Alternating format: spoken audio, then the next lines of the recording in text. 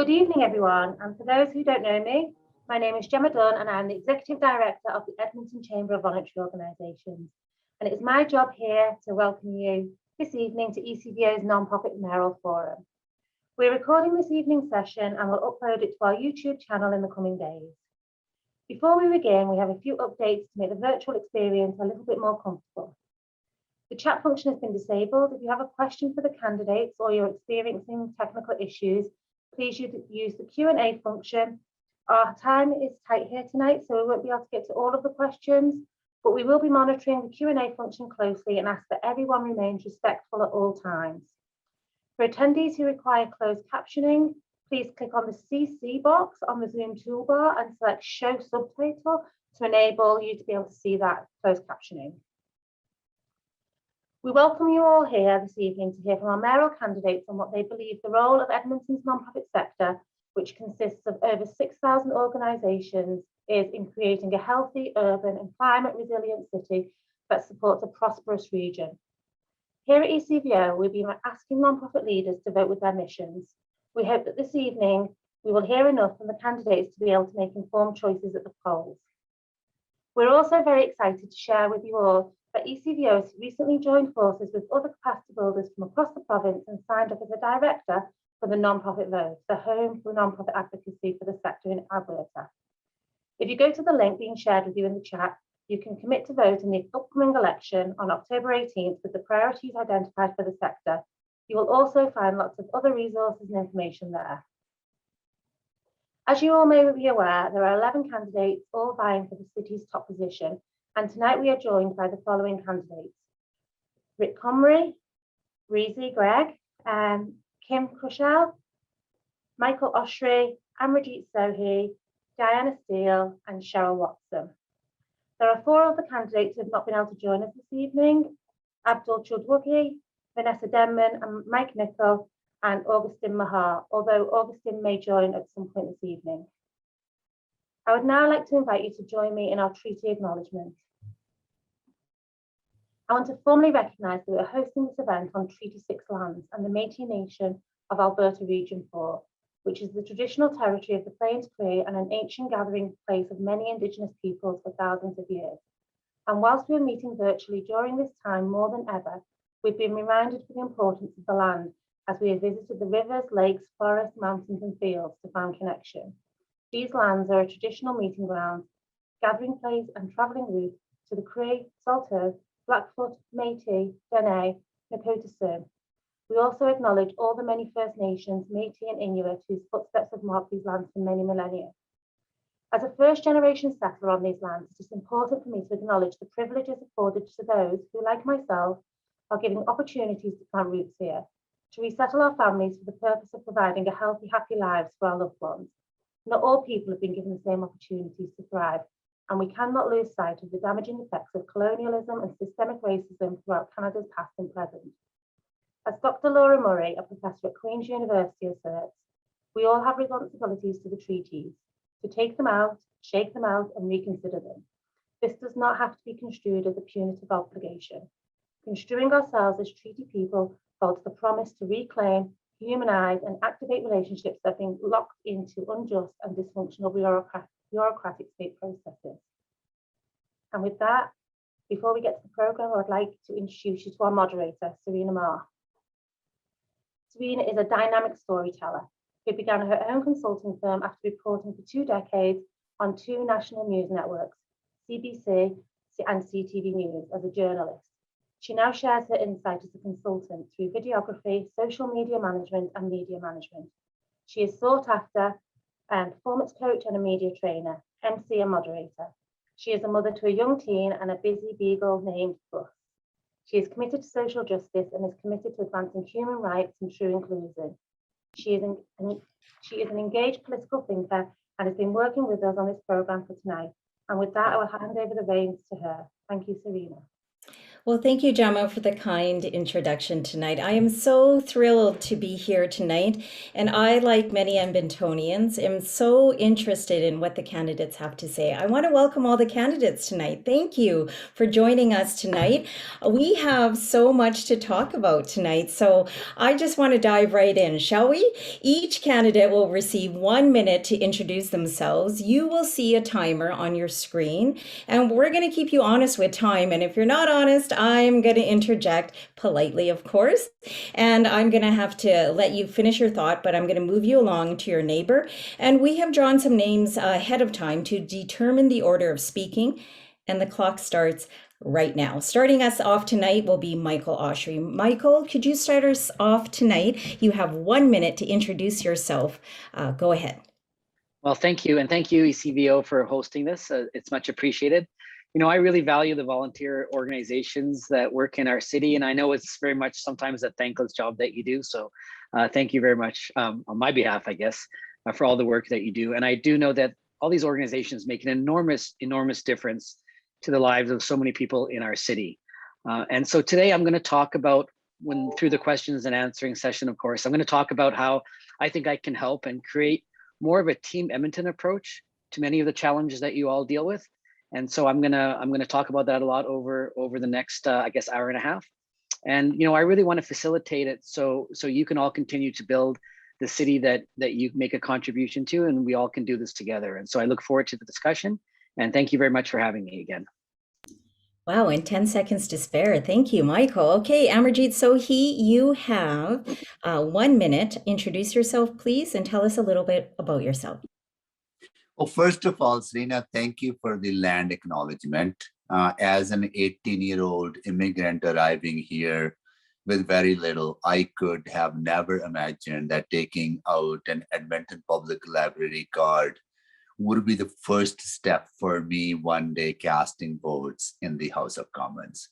That is the potential for city. And that potential exists because so many people out there working in the nonprofit sector lift each other up.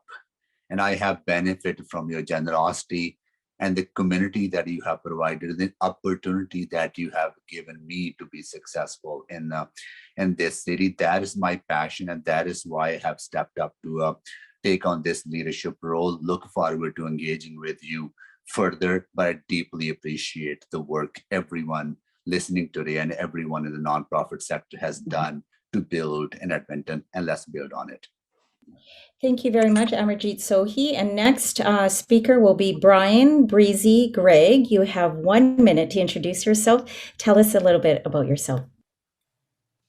Thanks very much, everyone. Thank you for hosting this event. And my name is Brian Breezy Gregg. I was born here in Edmonton, 1949, and I've taken a lot of time in my life to think deeply about what's going on in our city and to try to use my common sense. So I feel like we need to build a loving society. There are two models I know of for financing the provision of social services. One is to leave the responsibility of providing services up to private charities. The other is to provide public services. When our governments fail to provide services, the burden of financing them is placed on the shoulders of compassionate people, and people who are not compassionate get a free ride enjoying the prosperity of a healthy society. This does not seem right or smart to me. On the other hand, when social services are public services, assuming the tax laws are mostly fair, both compassionate and non-compassionate people share the burden. It's a fact that there are homeless people in the streets and thousands living in poverty. Can we not wake up to the fact that the charity model is not doing the job? Thank you very much, Breezy. I'm sorry I have to interrupt. That's quite all right. Thank you. Thank you, Breezy. Cheryl Watson, you have 1 minute to tell us a bit about yourself. Hello. I was born and raised here in Edmonton, and I grew up on the north side in the community of Beverly. And I was raised by a single mom. And the reason that I think that this is relevant to this conversation is because if it weren't for a number of volunteer organizations and a lot of volunteer assistance for our family, I wouldn't be where I am here today. And so I have such huge respect and gratitude for all of the organizations and the individuals that give their time. And so now, as a mom to four, we crafted family values for ourselves. And the first family value is that we care and get involved. And so I'm pleased that the individuals and the young adults that we're raising as a family really are committed to as well, hopefully joining organizations within this membership and in some way can make a contribution to a better city. So I'm really looking forward to this conversation. Thank you. Thank you, Cheryl. Diana Steele, you're next up, our next speaker, please. My name is Diana Steele, and I'm running to offer Edmontonians a different kind of leader. I am not a typical politician. I believe in servant leadership. We need a compassionate, consistent, measured, and transparent leader who can rally a 1 million person team to make our city the best in the world, and I know I am that leader. I have a unique mix of community leadership experience with excellent work experiences and an education degree, as well as a master's degree in leadership. I'm offering to lead us through the pandemic and beyond with compassion and empathy while making smart, thoughtful decisions for our city and the people who live here. I have been a community volunteer since I was a child, and the not-for-profit sector is my wheelhouse.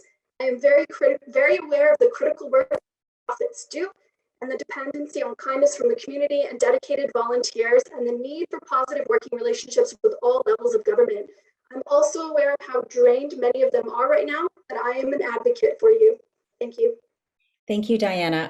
I have limited view on my end to see whether all our candidates have arrived. Can someone tell me if Augustin Marat has joined us this evening?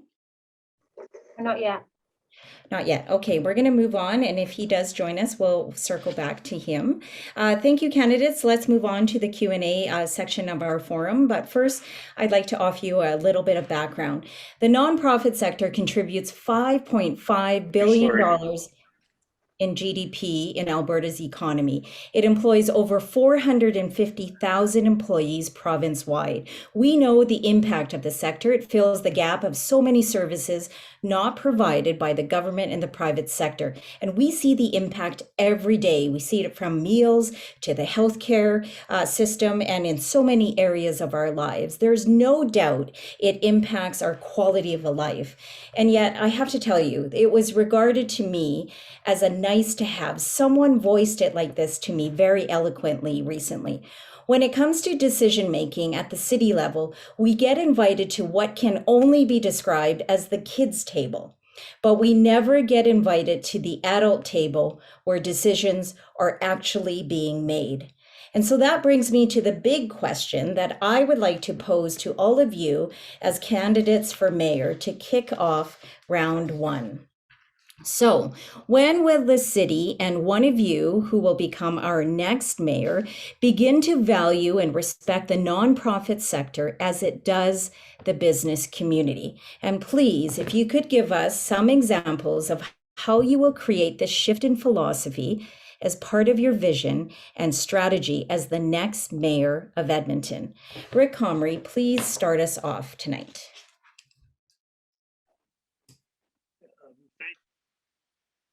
You missed me in the opening. Kim Kershell and myself did not get a chance to. Oh, I see. Okay, I'm so sorry. Okay, so Kim, so can we back up a little bit? This is wonderful that we're on live virtual format here. So let's just back up a bit. So Kim, I'm so sorry we missed you. Kim, would you like to back up and let's give her a minute? Hi, Kim. Thank you. Hi. Rick also was missed, but it's okay. Stuff happens. This is part of Zoom. I just want to say thank you for hosting this. You know, as a past president and past community league volunteer, as well as an active person on a number of boards, I've always understood and appreciated the importance of our nonprofit organizations and the contributions that you make to our city. And I know that our entire nonprofit sector, from social agencies to arts and cultural organizations to advocacy groups, are hurting right now. I also know you're having a hard time getting through to our provincial government, and you're not alone. So now more than ever, we need a leader who puts our residents' needs before ideology, one who can work with all levels of government, regardless of political stripe, to get wins for Edmonton. And we need a leader who will be accessible and willing to listen and learn. So that's why, as part of my collaborative team building leadership commitment as mayor, I will implement standing monthly roundtables so our city's community organizations have regular direct access to our mayor, because a prosperous city is one with a thriving nonprofit sector. Thank you. Thank you, Kim. And Rick Comrie, could you give us a few comments about yourself? And you have a minute. Thank you. I'd like to say thanks to the EVCO, the volunteer contributors, but also I'd like to recognize the doctors, nurses, frontline workers, support staff, and our emergency people throughout the city of Edmonton that have done a wonderful job through pandemic situations. It's been an enormous challenge and they've done a wonderful job. My name is Rick Comrie, born and raised in the city of Edmonton. I come from the private sector. I couldn't be more upset and more disappointed with where we are as a city from a municipal perspective. Some of these questions that you asked here this evening are an example of, you asked that the children at the table, but the adults haven't been asked. The Great Reset, which is fine. So it is the business community, the volunteers, and we're all being left behind. So I totally disagree with it. I'm eliminating jobs, industry, and resulting in the collapse of social wellness. Rick Comrie's my name. Visit my website, comrieformayor.ca. Thank you.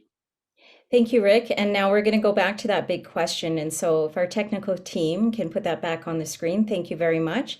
I'm just going to read it again since we missed it earlier. When will the city begin to value and respect the not-for-profit sector as it does the business community? Give us examples of how you will create this shift in philosophy as part of your vision and strategy as the next mayor of Edmonton. So Rick, I'm going to go back to you. Would you like to take that question, please?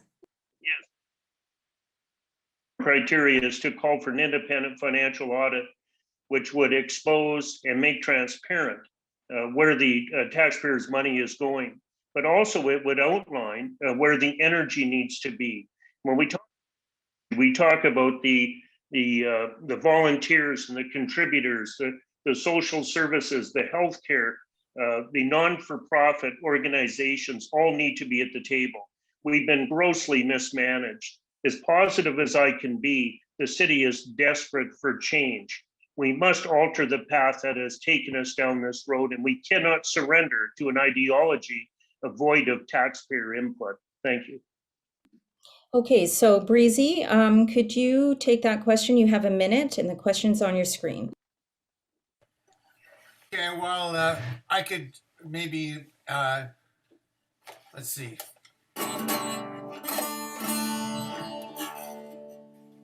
I took too much time last time. I'm very sorry about that. I think I should speak up for the non-taxpayers a little bit. And I'd like to acknowledge that our civic government is the biggest nonprofit organization in the city. And what I was trying to state earlier is I think the city should be taking up the slack and providing social services and not leaving it up to private organizations to do that. I feel really strongly about that. I think that it's shown that model of which we've been using for a long time is to have inadequate services just does not work. So I think the business community, all the communities should understand this, that we should make a separation between business and nonprofits, and our city should provide the services that we need to support people. Thank you very much, Breezy. We'll have to go to Kim Cruchel next, please. Kim. Thank you. First of all, I have always recognized the value of not-for-profits. And in fact, when I was on city council, I chaired Donate a Ride, which was the only city council created charity. I worked with a number of different not-for-profit organizations and brought them together to the table to do various different things, from the Child Friendly Edmonton initiative, where we had a voice for children, to the City of Edmonton Youth Council, to working with the Edmonton Federation of Community Leagues. So I've always had that track record. I would continue to value and work with all of our not-for-profit organizations. And I find that when you bring not-for-profit, the city government and all levels of government, and then you bring business together, you actually get better outcomes. And that is why I talked about the fact that as a mayor, I would be having regular access and discussing opportunities with the not-for-profits on a monthly basis, because I understand and value how much you do.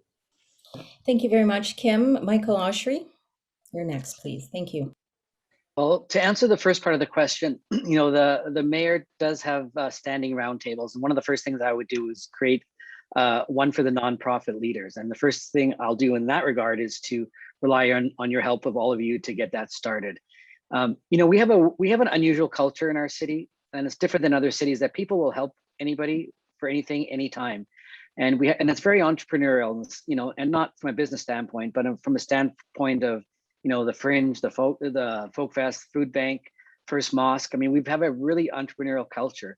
And I've always been a fan of community hubs. And my plan is to leverage those community hubs, like community leagues, the senior centers, and get these all together to really move the city forward in a lot of these nonprofits.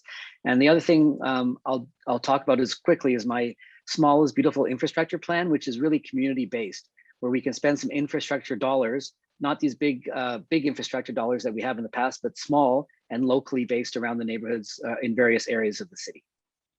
And thank you, Michael Oshry. And obviously we're having technical issues, so thank you for hanging in with us on this virtual platform. I'm just assuming that Augustin Marat is not with us yet, and I'm just going to move on to Amarjeet Sohi. Amarjeet, if we could put on that graphic again so that Amarjeet can see the question, please. Serena, I have benefited from the generosity of the nonprofit sector and social service sector. And I cannot imagine a thriving economy when our social fabric is torn apart, and you are the one who built that social fabric. I have worked with many of the people. I have worked to create community hubs like Jerry Forbes Center, where we were supposed to meet, as well as the Macaulay Center, where immigration and serving agencies and Indigenous communities come together. One thing I have proposed, Serena, is the creation of the Business Advisory Council. And that Business Advisory Council will have members from the nonprofit sector, social sector, Indigenous communities, arts and culture. I believe that social inclusion and economic growth go together, and we cannot do one without the other. So you have my strong commitment and my history of working with you. Thank you very much, Amarjeet. We're going to have to move to Cheryl Watson now. So if we could put the graphic up again so that Cheryl can see the question, please, before we start the timer. Thank you, Cheryl. You have 1 minute. The answer to the question would be that if I'm elected mayor, the when would nonprofits be taken seriously would be October 19th. And I talk about this clearly in my platform. Is partnerships is one of my key platform areas that recognizes that there are really 3 legs to the stool that supports the City of Edmonton residents: nonprofits, private industry, and government. And so we need to recognize that nonprofits play a major important role in delivering services for our residents. Right now, the City of Edmonton is in 74 lines of business. And while very important, they're actually doing the job of a number of nonprofit agencies. And so whether it be the 60+ agencies serving those living in experiencing houselessness, or our YMCAs, big opportunity for them to do more on October 19th. Thank you very much, Cheryl. And Diana Steele, you're our next speaker, please. If we can put that question, the big question, up again so that she can read it. Thank you so much. You have a minute. And thank you again. We're having technical issues and we're trying to get the other candidates spotlighted. No worries. As I said, this is my wheelhouse. I have been a steady volunteer since I was a kid. I have been the president of Crestwood Community League for 7 years. I also work for a not-for-profit right now. So I actually don't need to be convinced to make not-for-profit a priority. You are already my priority. And it's one of the main reasons that I'm running. I'm here to give you a voice. And our focus on council does need to see business and not-for-profit sectors as having equal value in our city. Thank you. Thank you very much. We're now moving on to our second theme of the evening, which is social responsibility. We know that solving poverty is a responsibility that should go beyond charities and social agencies. When we pay attention to how many people are struggling, it is absolutely startling. 1 in 10 Edmontonians, or nearly 120,000 people, experience poverty. It's more likely for women and racialized individuals and Indigenous peoples. In fact, 1 in 4 Indigenous people experience poverty in our city right now. 1 in 5 working Edmontonians earn below a living wage. This can only mean an inclusive approach benefits all of us.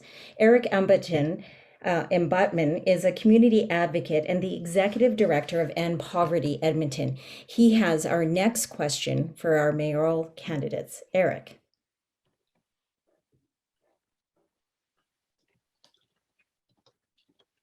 Is Eric with us tonight?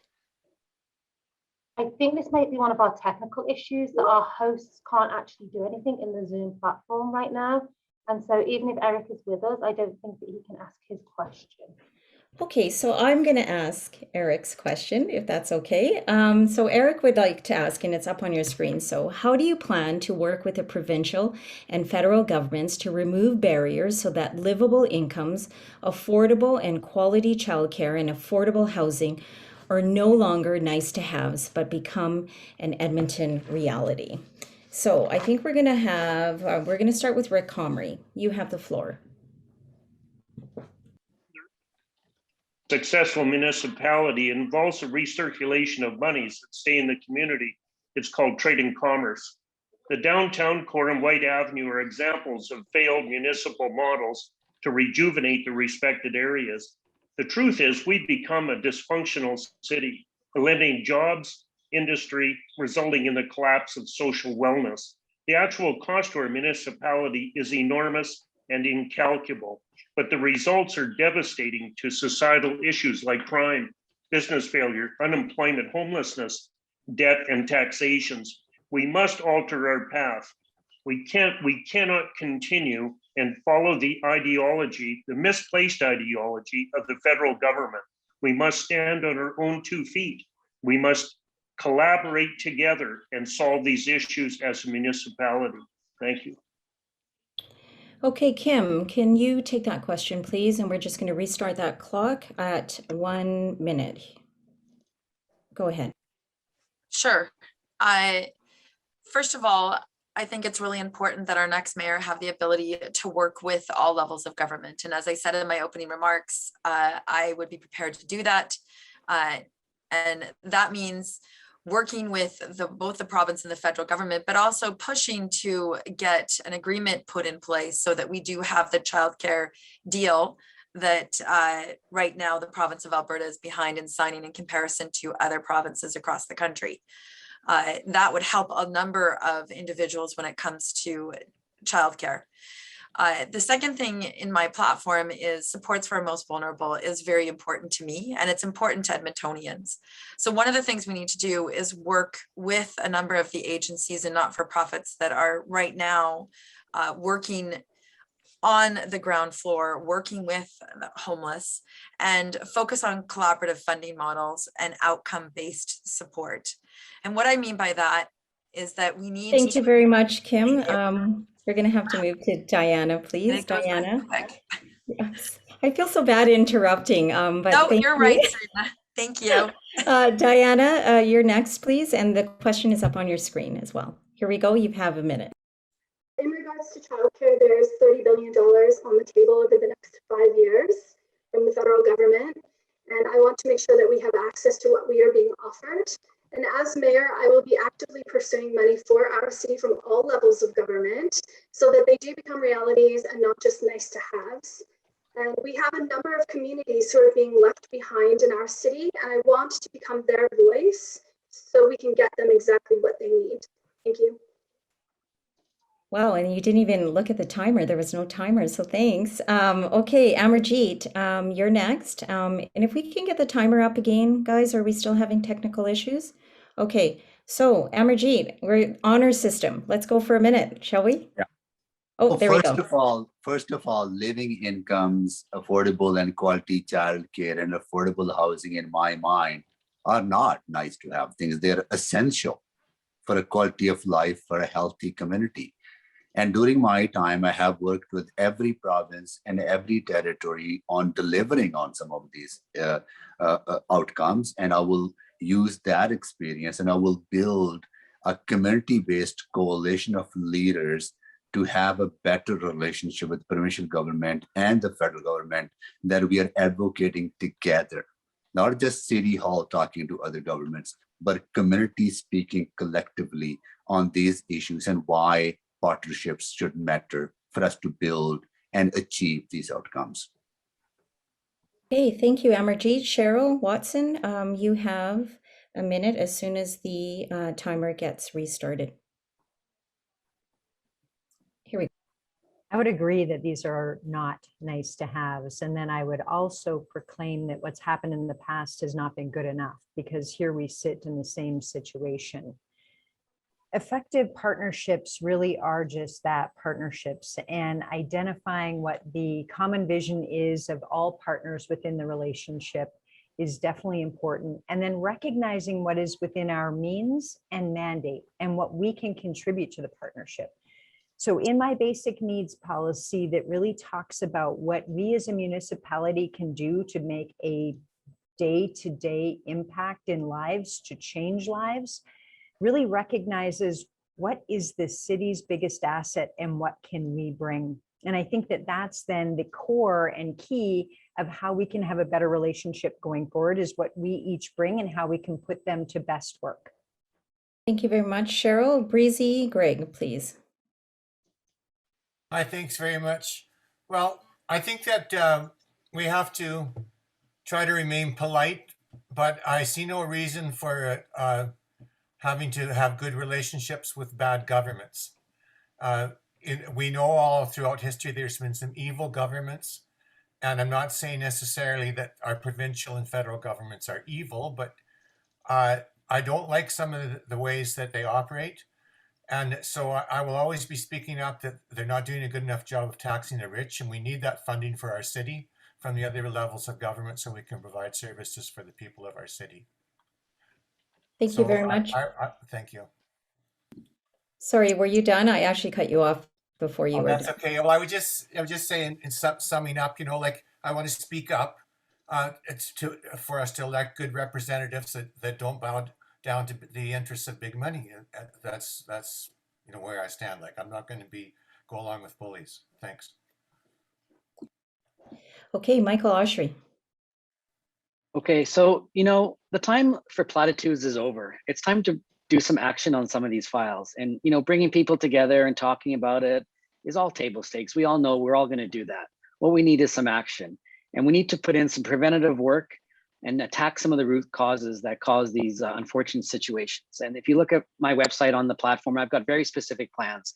I've got plans for an after-school program, which provides free access to recreation facilities for every child in the whole city. After school, 3:30 to 5:30, it provides busing for children in the highest needs schools. And this doubles as that after school care that we can't seem to make a deal with the federal government on. So this is where municipalities can step up and actually do something with some concrete actions to address some of the root causes of these problems. I've also got a social procurement plan that Eric has reviewed and partnered with private sector to ensure that in all infrastructure projects, we can hire people that are underemployed, train them up, and so they graduate with a certificate that gets them $40 or $50 an hour. We can do 100 people a year, partner with the private sector that have all signed off on the deals. And so we really got to start stepping up with some action. Thank you. Thank you, Michael. And thank you all candidates for answering that question. We also have Karen McDonald, Executive Director of SAGE. Can someone pull up Karen's graphic, and I will read the questions as best I can. So thank you all again for your patience, and Again, to the participants, thank you for coming back. And I know that this has been a little bumpy, but you know, such is the world of Zoom. So here we go. The question from Karen from Sage is connected to seniors and poverty. So the question we have here is: the pandemic revealed many shortcomings with our current community-based and facility-based long-term care system. Recently, there have been many talks about shifting to a home care model, and there is a 10-year multi-billion-dollar plan to implement the system. But this plan is dependent on the interconnection between the healthcare system and a community-based social service system, which does not currently exist. The question is, what do you see as the role of the municipality to work with the provincial government to ensure that seniors' needs are met in a coordinated manner that meets the needs of Edmontonians? Let's start with Rick Comrie, please.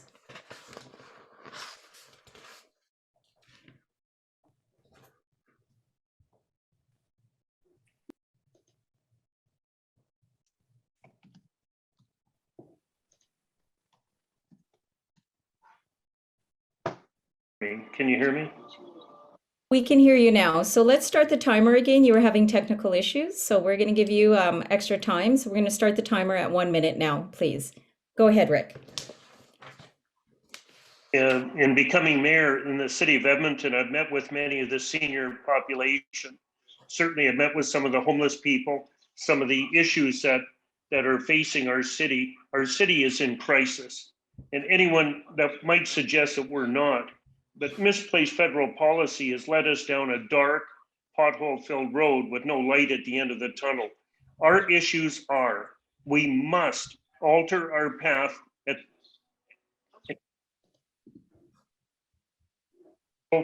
the federal policies. From a provincial perspective, I don't see an issue from the provincial perspective. I think that we're able to overcome relationship barriers at the provincial level, but the seniors are being left behind. But it's not a wonder. So is business being left behind. We must support trade and commerce to build a better community style here in the city of Edmonton. We must support all of the seniors. Thank you very much, Rick. We're going to have to move to Kim now. And just a reminder, I know the graphic is not coming up. So Kim, what is the role of the municipality to work with the province to make sure that seniors' needs are met in a proper manner? Well, first of all, I left politics and became a caregiver for my father-in-law. So I got to see the services because he lived with us. And I will say, for the most part, the province was doing a pretty good job of getting the services to the homes. I think the challenge for seniors, though, when they're in their homes is being isolated, especially with the pandemic. So clearly, the recreation facilities that we have, Central Lyon Senior Center, the West End Senior Center, those are really critical. And getting those seniors to those places and to their doctor's appointments is going to be critical. So DAT system needs to work better than it does today. Technology could help, but we also need to look at working with the social agencies on door-to-door service. So those are some of the challenges that seniors would be facing if most of the healthcare is happening out of their homes. The other thing is making sure that we're cleaning the sidewalks so that they can walk in a winter city, and continue to fight and make sure that we have the neighborhood renewal program so that our neighborhoods are getting fixed so that seniors are safe in their neighborhoods. That would be the top priorities. In terms of working with the provincial government, I would continue to push for obviously more funding. Okay, Diana, if you could take that question. And what is the role of the municipality and the province to make sure that seniors get the services that they need? So, as I mentioned before, I am the type of leader who is here to advocate for the marginalized. That includes the seniors. All of these issues are on my radar. I want to work with the new council in solving these. I don't have specific examples right now. Kim has mentioned a few really great ones. We know that DAX is an issue. We know that cleaning the sidewalks are imperative. I just visited actually a few times in the last few months the West End Seniors Activity Center, and they are lovely there. They provide meals for seniors. They provide them with resources. Even during COVID, they went online so that they could keep seniors from feeling isolated. We need more of those in our city. So those are the types of things that are on my radar, and those are the types of things I will be bringing forward to council for us to build more of in the city. Thank you. Thank you, Diane. Amarjeet, could you take that question? What is the role with working with the province in regards to seniors, please? Well, first of all, the challenges that we are facing are all of them are fundamentally interconnected, not just the social issues, but the economy and the environment as well. I think city must improve services that are in the purview of the city, such as access to public transit, access to recreational facilities, as well as senior centers. And I worked really well with the provincial governments to build the Millwoods Seniors Center. So I have a history of working with federal government on a number of files. As I said earlier, I will put together a community-based advocacy group, organization and coalition, which will include people from the nonprofit sector, that we are working together to advocate to the provincial government and the federal government that we need stronger partnership with those those orders of government in order to tackle these interconnected issues of healthcare, social services, and housing, and many others. Cheryl Watson, could you take that question, please? The municipality's job to not only advocate to the provincial government, but also deliver some services themselves. Let me begin with advocacy. Health is one of the most important considerations when anyone is choosing the city that they live in. And so this needs to be our core priority when we are working with our provincial government partners.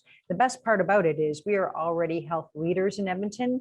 And so we want to make sure that we don't lose any traction in this space so that we can continue to provide a leading health system in Edmonton here.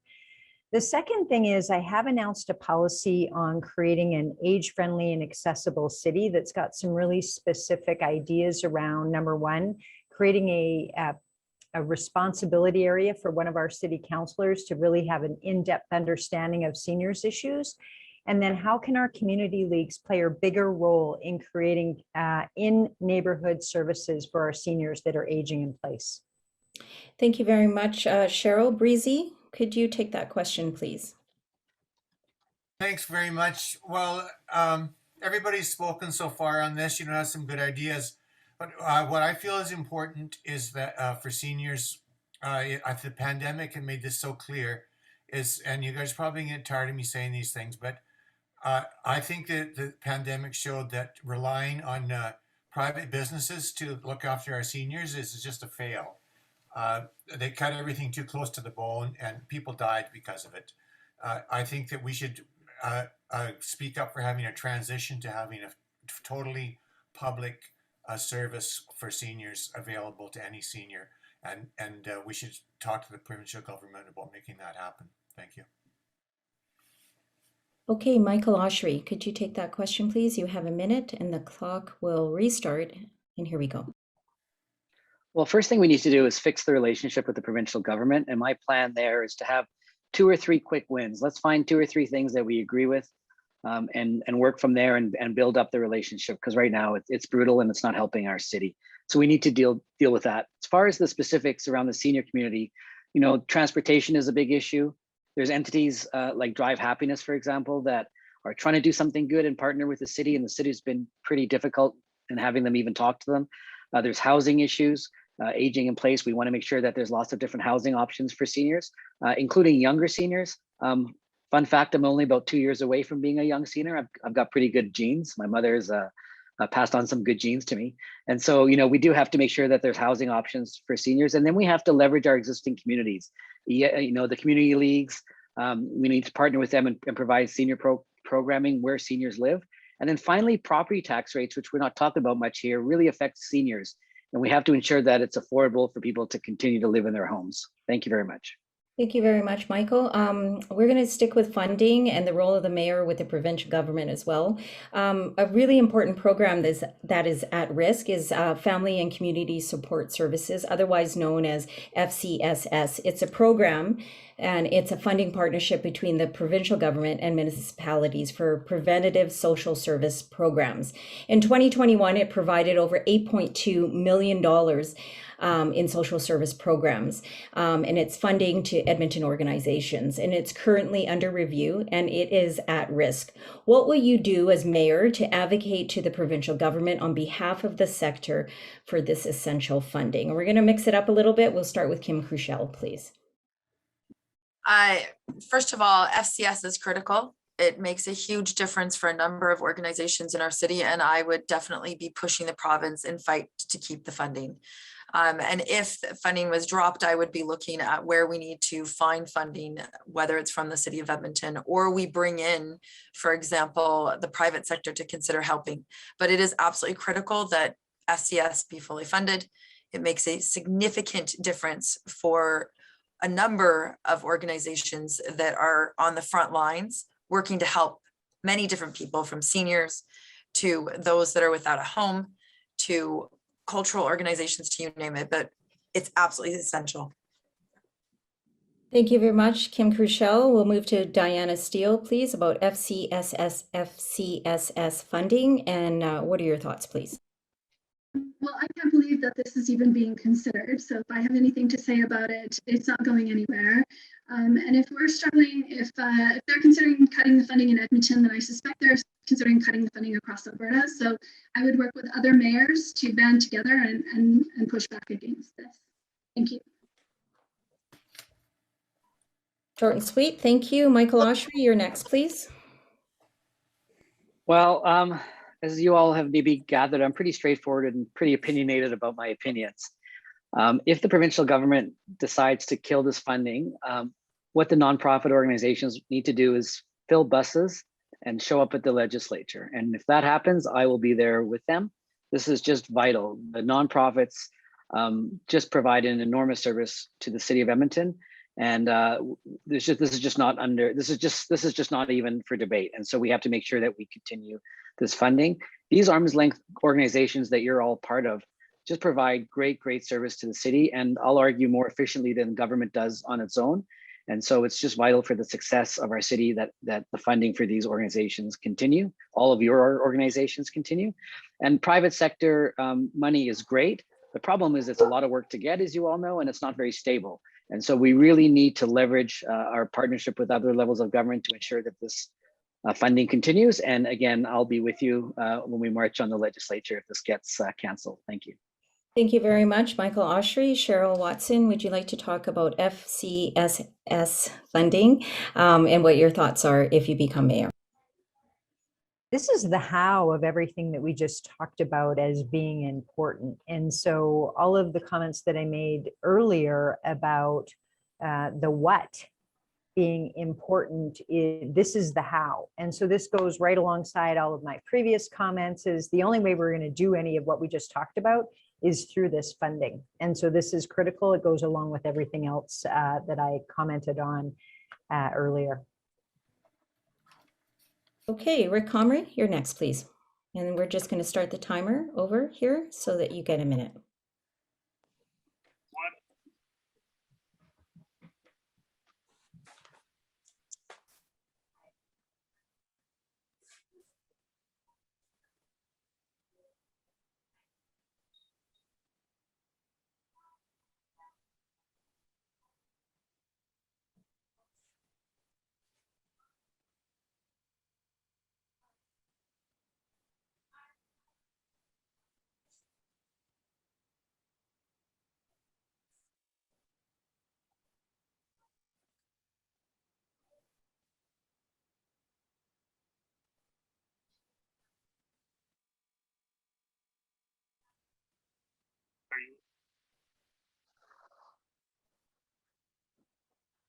Rick, unfortunately, you're having technical issues and we're having trouble hearing you. So I'm not sure if you're using a headset. Sometimes that's an issue.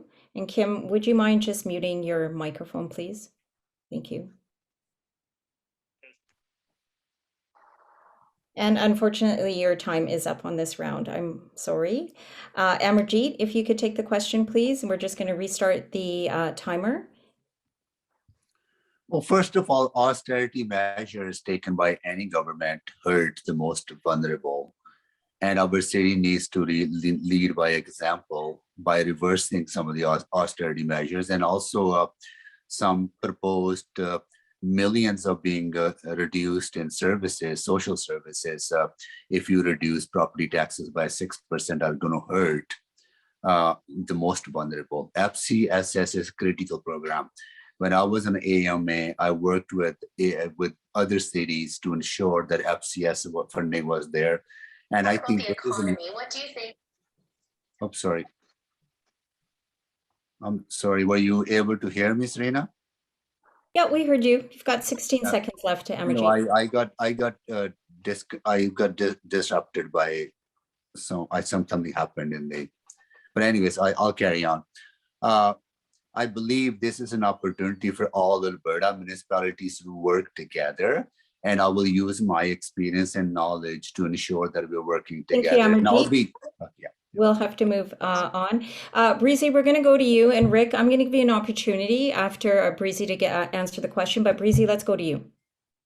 Thanks very much. Well, I don't think we really, like Amarjeet's right, you know, we have to get together on speaking up against these cuts. But it's not just the organizing with the communities. The voters have to organize and vote this UCP government out, like that's threatening to make these cuts. Like they don't seem to get it. Like you either you tax the rich or you cut services. They want to cut services. We have to stand up and vote them out. And it's not a matter of being diplomatic or anything. It's a matter of organizing the people of Alberta. We need our social services to be funded properly. It's just annoying. Thank you. Thank you, Breezy. Rick, we're going to try to get you again to answer that question, and we're going to restart the timer now. Would you like to answer that question, please? Go ahead.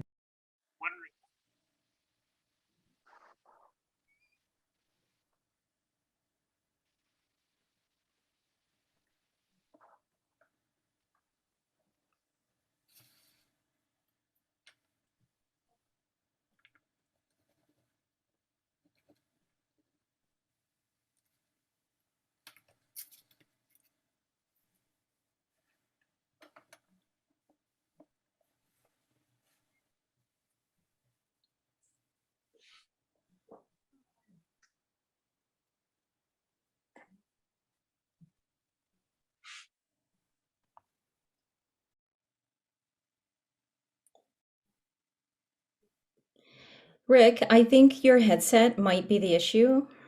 And your time is up. So I may suggest if maybe you should take the headsets off for the next round. We're going to have to move to our next, our third theme right now, which is about red tape and bureaucracy. I'm assuming I'm going to just defer really quickly to our technical team here that I will be asking the question. Is that indeed the case? I see a nod. Yes. Okay.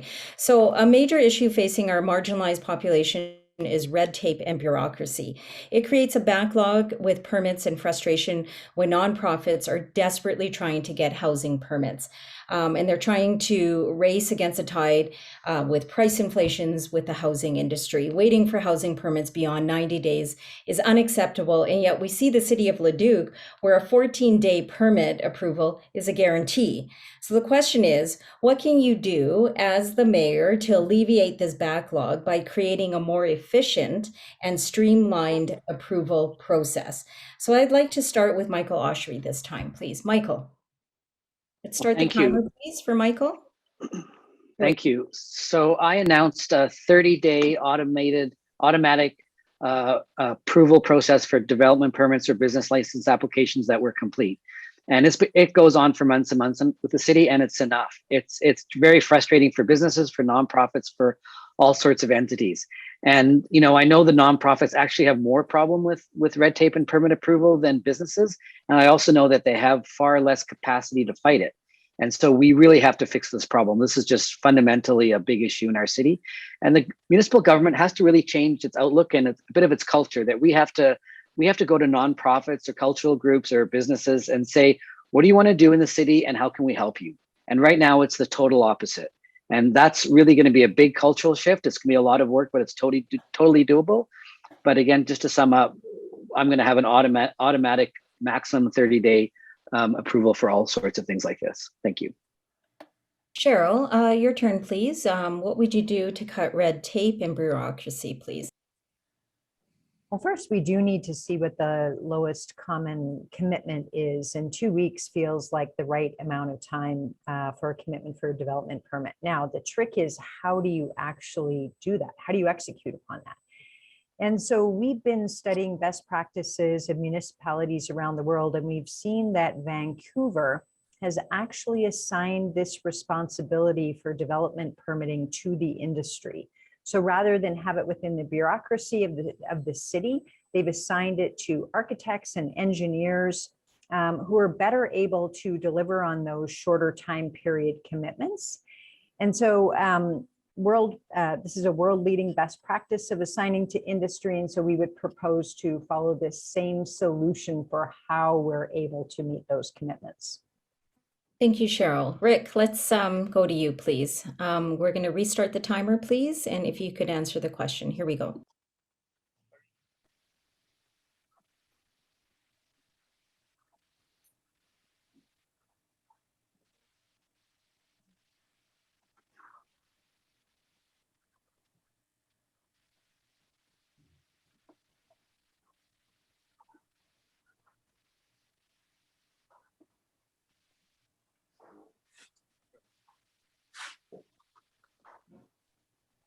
So Rick, I'm going to just say it again. Maybe the headset is the issue, because are you still on a headset? Could you just nod? Yes, no? Yes. So I would take the headset off, because sometimes that is the issue. So yeah. Okay, so I'm going to just move on to Diana now, because we're really... Okay, Diana, could you take the question, please? Let's restart the timer, please. Let's go to Diana.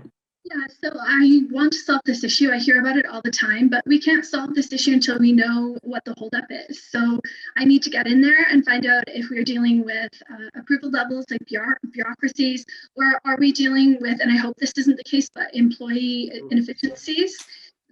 So I'd like to meet with the department. I'd like to meet with admin and ask questions and find out what we need to do to be more efficient and effective, and then work together to solve this issue for Edmontonians. And I am all about efficiency and effectiveness, which would be a big change for us in the city if I were to take that chair. So thank you.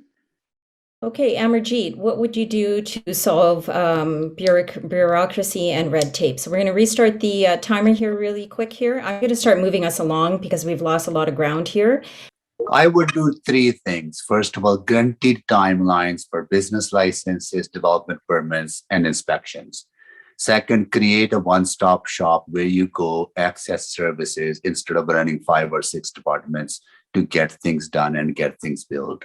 The third one, you will have a seat at the table on the business advisory council that I'm proposing, because those 3 things will help change the culture from this organization, from being a manager and obstacle to enabling you to build what is necessary to support our most vulnerable Edmontonians. Okay, Kim, would you like to take that question, please? Restart the timer. Let's give her a minute. And here we go. The first thing that I would do is empower our frontline workers in order to allow them to make decisions, which is how it was when I was on city council. I've talked to them and they're very frustrated. There are layers of bureaucracy and management they have to go through in order to make and get decisions. Second, I would streamline the departments in terms of all the permitting. Oftentimes the delay is fire being able to go and examine, for example, a restaurant before they can occupy and get their occupancy permit. The third thing I would do is deemed permitting. It's a standard practice for many municipalities. Usually the standard practice is 30 days. The city can't get it done, then you get to occupy, and then the city has time after that to inspect and make sure that things are working properly. But it doesn't hold up business, it doesn't hold up housing projects, and it gets to customer service. The final thing is we need a customer service culture at the city of Edmonton. I know we have a lot of hard workers that want that. They need to be empowered to be able to go in that direction. And I would do that if I'm mayor of Edmonton. Thank you very much, Kim. Breezy, could you take that question, please? 1 minute on the clock, please. Thank you. Well, I hear a lot about like getting rid of red tape, but we have to remember why we have red tape. we have red tape to protect us from criminals, and whether it's in business or in delivering social services. Like, we don't want people to be ripping off the social services, so we have red tape.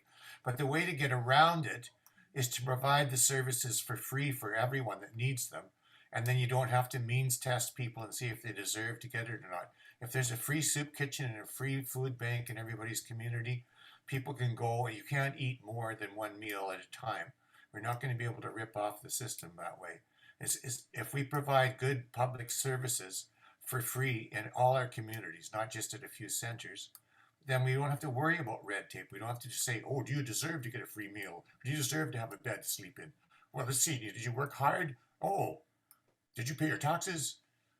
The red tape thing really bugs me. We have red tape to protect us from. Thank you very much, Breezy. We're going to move on now to our next theme. COVID-19 has exposed cracks with racialized communities bearing the brunt of the pandemic significantly. There is so much polarization in our communities, with race-based hatred globally and within our city. Hate crimes command headlines, and we hear too often that some people feel unsafe.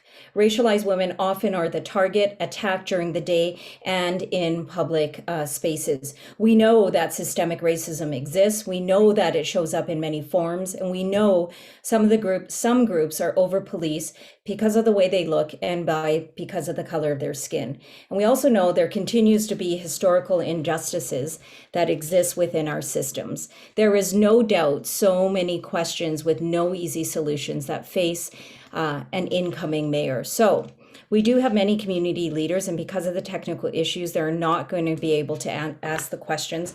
I've had the liberty of sitting in so many spaces and speaking to so many community leaders, and I'm just going to ask the questions that we have for them. Sharif Haji is the executive director at the Council for the Advancement of African Canadians in Alberta.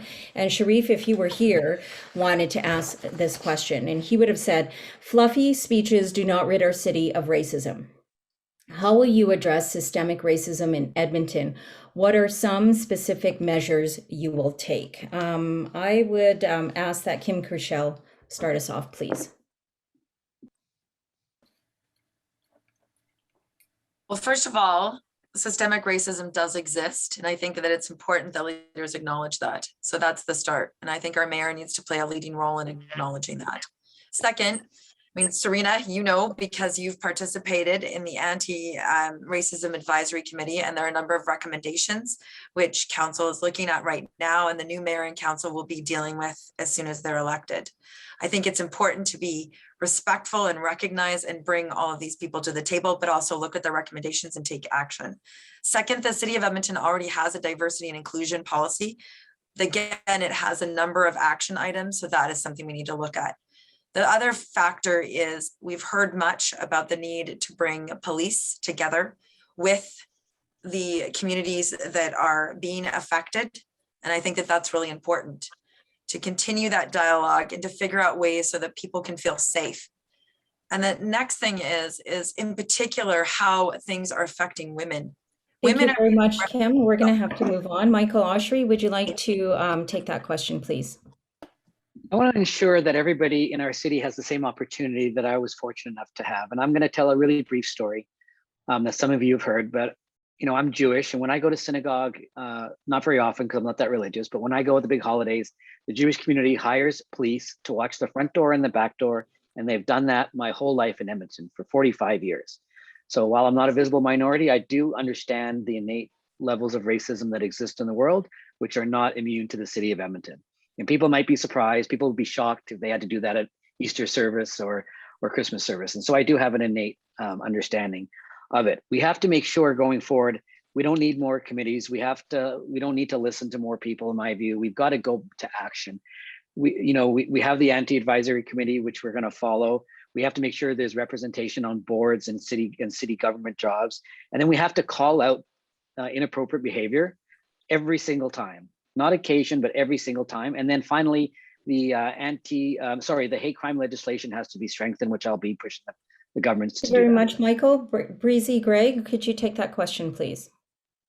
Thanks very much. I'm very happy to take this question because I think that the general solutions that are put forward are hollow. People say, I'm going to fight hate, but they don't say how. And I say that what we have to do is concentrate on education, not regulation.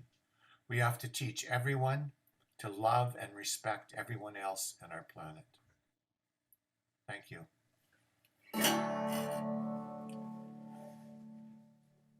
Thank you very much. I was just letting you finish your note. Okay, Amarjeet, would you like to pick up that question, please? No, racism is real and is painful. And I experience racism often, even recently. While door knocking, I was yelled at and told to go back where I have come from.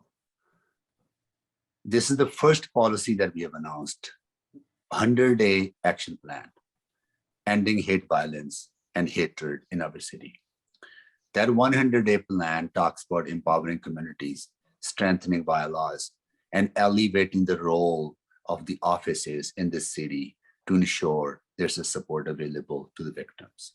When it comes to these social issues, I'll be out there in the trenches, standing side by side with communities fighting racism and discrimination or any sort of marginalization that we face, because this, to me, this is personal. This is really personal for me. Thank you very much, Amarjeet. Rick, could you take that question, please? We're just going to restart the clock, and here we go. Can you hear me now? You can hear me. Thank you so much. Glad to rejoin the conversation. I believe all of what's been said, and it's a societal issue, but that table needs to grow.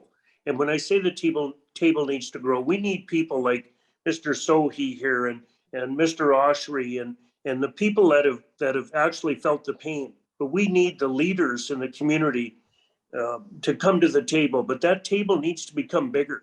But we also need action. We need to get to a point where we do not build levels of bureaucracy. We need solutions, but we need contribution from the people that live this day to day. Also, our policing model must change. Our enforcement model must change. Society has changed dramatically over the last 2 years, and we must alter the way we enforce our communities. A community-based approach would go a long way to help this. Thank you. Thank you very much, Rick. Diana Steele, please. So in addition to supporting the city action plan that's up right now, I'm also a very open and communicative leader. So right now I make daily COVID videos where I check in with everyone and outline the rules and expectations. I will be the same as the mayor. I have societal expectations that I will outline regularly, and I will call out any hatred or negative behavior in our city. And I also want to support Scott McKean's idea to have a fine-based system for those who are caught harassing others. There need to be consequences. So I will be looking into more proactive measures where possible so we can turn our city back into the kind city that I know it is. Thank you. Cheryl, would you like to take that question, please? Please restart the clock for Cheryl. One of the early policies that we created was to commit to creating a safe city for women and girls. And this really builds on the global best practices by the UN Women's Initiative that has implemented practices like this all around the world, saying that if you create a safe city for women and girls, you create a safe city for everyone. In 2015, Edmonton committed to be a part of this UN Global Women's Initiative, and we never made true our commitments and accountabilities. And so I reinforced our commitment to implement the practices that we have seen work all around the world that include things like persecution for racialized attacks, and also implement some very simple practices around identifying hotspots and actually implementing safety and security supports. Thank you very much, Cheryl. We have one more question on this topic. I spent a good deal of time, and I don't think we can go to Lloyd Cardinal, but we spent a great deal of time on the telephone today. He's a community advocate, an educator, and a leader in our community, and we talked about this topic on the telephone, as I just said. He had a follow-up question and for all the candidates, and I'm just going to read it for you now. What will you do to educate the city, including yourselves, as mayor on systemic racism faced by Indigenous community, to take the onus off the small Indigenous Relations Department in the city to acknowledge and signal to others that true reconciliation is everybody's responsibility. And I'd like Kim to start us off again, please. Kim Cruchel.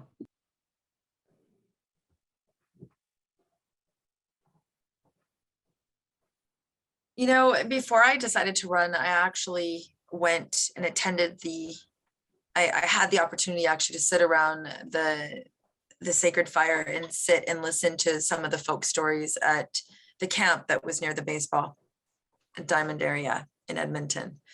And there's no question in my mind that we need to treat Indigenous people with respect and that they need a seat at the table. And so one of the things I think we need to look at doing is working with them. They've been interested in the idea of the urban reserve. They're very interested in the Rossdale lands in particular. And I think that we need to treat them as they are answers on this issue, and nor would I expect to. I think that what I would do is listen to what their ideas are instead of suggesting what we should do as another level of government, because I think that's what needs to happen. And I would suggest everybody goes to Fort Edmonton Park. Thank you, Kim. We're going to go to Michael Oshry next. Michael? Well, thank you. You know, I attended the TRC hearings in 2015. I sat there for 2 afternoons, and it was the best way to describe it is heartbreaking. And you know, it really gave me an affinity for the people and really a drive to focus on doing something specific. And so, again, I'm very practical about these things, and I've created my plan, which is going to hold the TRC. Sorry, I'm getting tired. I'm drawing a blank. But the calls to action, out of the 94, 10 of them really affect municipalities, and so those are the 10 that we're going to hit hard over the next few years and hold an accountability week every year to make sure how we're gonna go ahead and do that. We also have a plan for the the homeless population, of which 65% is Indigenous, although it's only 5% of our population as a city. And then down in Rossdale, I've got a plan with Chief Morin to develop West Rossdale with the private sector. I'm thrilled that Kim's endorsing it. I think it's really, really exciting. We're going to do some great things down there to get the economy on side for the Indigenous community as well. Thank you. Breezy, would you like to take that question, please? Let's restart the clock. Thanks very much. Well, this is a really big issue for me. I feel so grateful to be here on Treaty 6 territory, and I feel it's terrible what happened in the past, and we have to try to make it as right as we can now. But the failing of the TRC or our governments is that they're not putting the money into it. Like they talk and talk, but we have to put like millions and millions of dollars into getting those programs that are recommended in the TRC happening. Like we have to put them dollars. We have to put the money into it. Like not just talk about it. It's so. You know, I'd like to, like, I agree. We should have we should have 4 urban reservations in our city. We should have one in Rossdale, one in Blanchford, one in Northlands, and one somewhere on the south side. And we should have a powwow arena somewhere in our city, not just a big hockey rink with a telecom's name on it. Thank you very much, Breezy. Amarjeet, would you like to take that question, please, and restart the timer for Amarjeet Sohi? I teach anti-racism capacity building at McKinney University and firmly believe that as leaders, we must become anti-racist to lead anti-racist organizations. We need one commitment we have made that we're going to properly fund the Indigenous Relations Office. We're going to also elevate the importance of that office that it directly reports to city manager's office, not be located somewhere in the middle management. And we're going to also create leaders and elders council to continue to advise us and form a stronger connection to the Indigenous community. I take this work very seriously, and I will make sure that our city is leading by example and properly funding the Indigenous Relations Office. Thank you, Amarjeet Sohi. Rick Comrie, could you take that question, please? Let's restart the clock. Can you tell me you can hear me, please? We can hear you. Thank you, Rick. Thank you. As leaders, we must govern not for one, but for all. And the Indigenous peoples have been suppressed for too many years now. On my website, I have a video with inherent Indigenous band leaders, and they support my vision, which is to leave the river valley as sacred ground and keep it green so it stays as an ecosystem for many, many more generations to come. But in addition, I'd like to say I have their support in that we rescind the naming of our electoral wards back to a number 1 to 12, and the highly esteemed Indigenous people need to be recognized in a different way. And the reason for that is democracy must support all. It cannot be for one. And I have their support on that. But I support the Indigenous movement. It has enough momentum and it will continue to grow. Thank you very much, Rick. I have to go to Diana Steele now. Diana. I am Métis, and if elected, not only will I be a voice for the Indigenous, but I will also be one of the faces on council for the Indigenous. So if I am successful, then we will have a big seat at the table, and that is an honor that I would take very seriously. Thank you. Thank you, Diana. And last but not least, Cheryl Watson, would you like to take that question? And let's restart the clock, please, add a minute for her, please. I think knowledge is a great place to start. And so a number of months ago, I took the 12-week learning segments created by the University of Alberta that really gave me a better understanding of the history of our lands and our past. And I think that that's a big and important part around bringing all city employees along on that knowledge journey, because it cannot be the responsibility of only a small group of individuals. Every city employee delivers services that impact this community. And so I think starting with knowledge of all city employees, having the opportunity to really learn about history and culture will be a great place to start. Okay, we're almost out of time, so we were gonna take a few more questions, but I'd like to give the candidates some time to give some closing remarks. And this is your last chance to tell us a little bit more about yourself. I know it's been a trying evening with technical issues, but in this space of kindness, I thank everybody for being patient with us. So let's just start with Rick, if that's okay. A minute for him, please, for closing remarks. Thank you, Rick. Go ahead. Thank you so much. There is a formula to a successful municipal model, and it's a recirculation of monies to stay in our community. It's called trade and commerce. It is what provides the funding necessary for us to support these models. We must focus on economic stability. At the core, our roadway system is vital, and we must support revitalization of our economies. I guess that's all I've got to say. Vote for Rick Comrie on October 18th. Thanks so much for being here. Thank you. Thank you very much, Rick. Breezy, would you like to go next, please? A minute for Breezy, please, for closing remarks. Thanks very much. Well, what I was trying to say in my opening remarks was that public money invested in public social services reaps a huge savings 20 years in the future. More than just making long-term economic sense, it will bring us the pleasure of living in a loving society.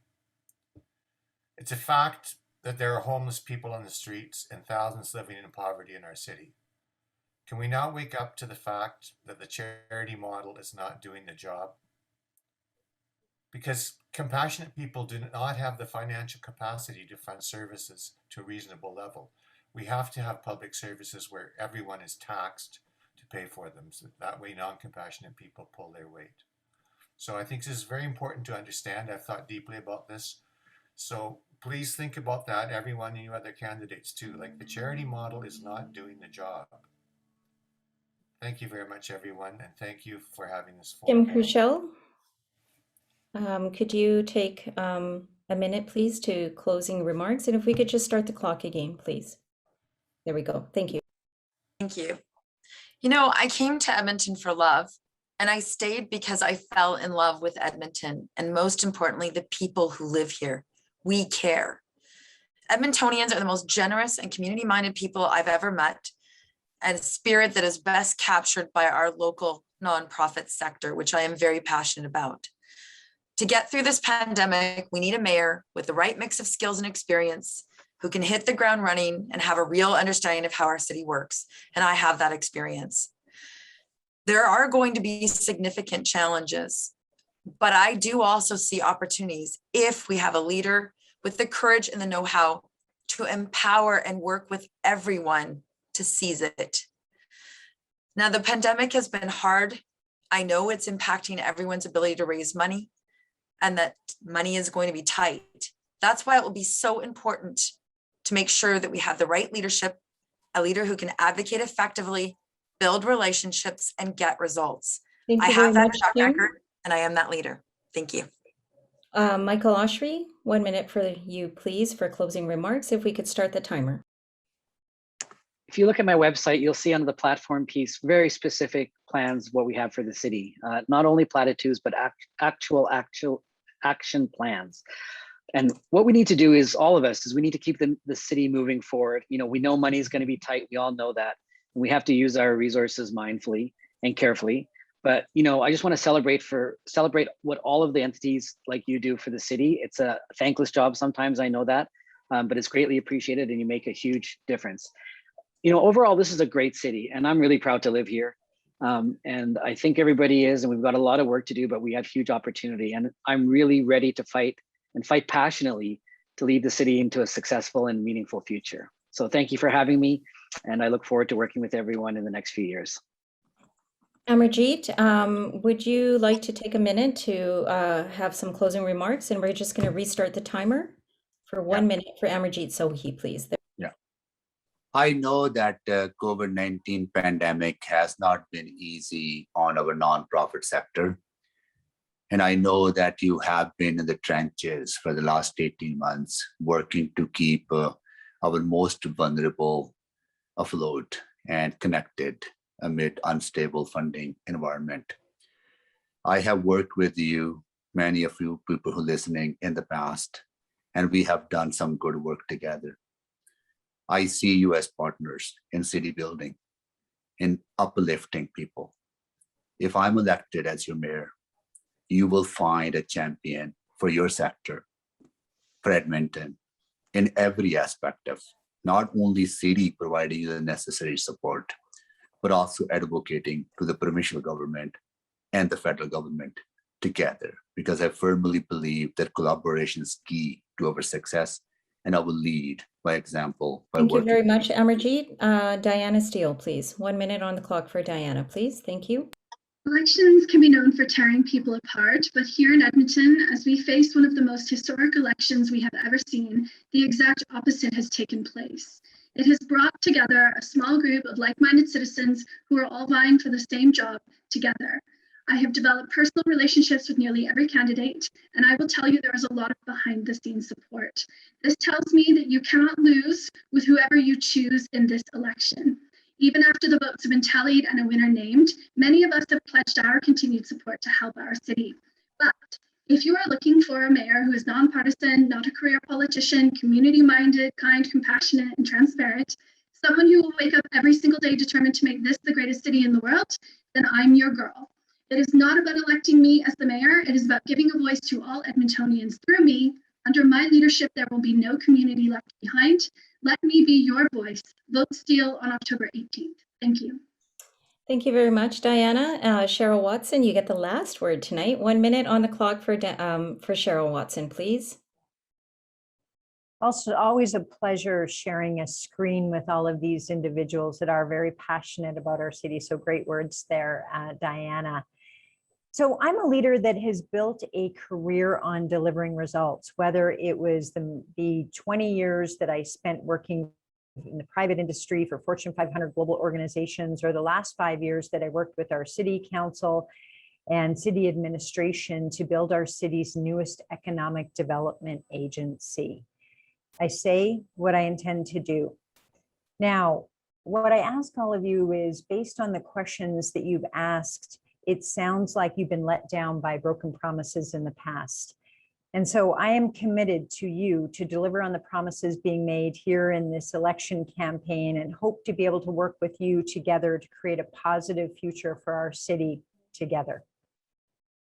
Thank you very much. And thank you to all the candidates. I know it's been a really long night, and I just want to applaud all of you for taking time out of your busy campaigns. This is like crunch time, right? It's 2 weeks before Election Day. And I know this is prime time, door knocking time, where this is valuable time that you should be out there meeting and trying to earn that very last moment to connect with voters and to earn that vote. So we appreciate it. I hope people are going to learn more about you guys. And there is this amazing collegial kind of feeling among you guys. And even before we started, we're all kind of like friends. And I love that. And I want you guys to invite me to that after party you were talking about. Last civic election, it was 31.5% voter participation. I hope it's going to be higher with no incumbent. It usually is. I'm an old news reporter, not old, but former news reporter. And usually with no incumbent, more people show up at the polls. I know ECVO is going to send an email with all your information. I urge people to check you out, check out your websites. You're all fine people. And I really, really want to commend you. Putting your hat in the ring for public service is really, really hard. Campaigns are hard and they take a toll. So thank you for putting your names forward, and good luck to all of you. And I can't wait to see who wins. And I know that advance polls are opening soon. I'm going to wait till October 18th. I'm going to take my son because I believe civic engagement starts early, and I'm excited. So thank you again, and good luck on the hustings. I hope to see you guys at my door, and thank everybody for sticking around. There's 74 participants still on the line, and I thank ECVO for including me in this very important conversation. So everybody, enjoy the rest of your evening with your families. Be safe, be well, and be kind to one another. Good night. Thank you. Bye, everyone. Good night, everyone. Bye. Thank you.